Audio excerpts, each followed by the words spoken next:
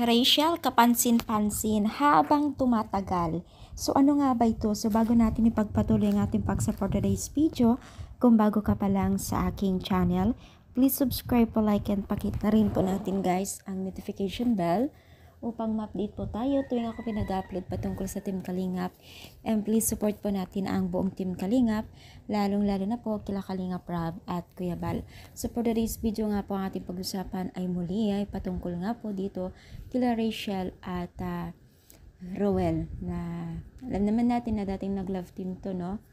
So kapansin-pansin po ang kilusan ng dalawa na talagang anime ay parang mag-asawa na siya. At ang isa pa sa mga nakakapansin, no, habang tumatagal itong si Rachel ay kamukha niya itong pinsan niya na itong si Trixie. Titigan nyo guys, may pagkahawig sila ni Trixie sa side view, diba? Syempre pinsan niya, kaya kahawig niya, no? So happy ang relasyon po ng dalawang ito ngayon.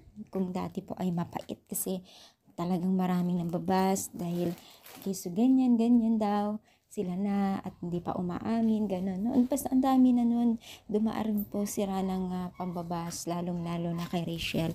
At syempre pinaglaban nila kung ano meron sa kanila. Until now, marami pa rin nambabas, hindi nawawala talaga ang nambabas kay Rachel. Ewan ko kung bakit, anong dahilan kung bakit lagi na lang po maraming nambabas kay Rachel.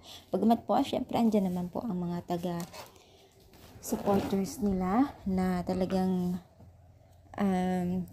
tawag na ito guys, pero protektahan sa mga basher, no? So ano masasabi ninyo? Kayo rin po ba ipansin nyo?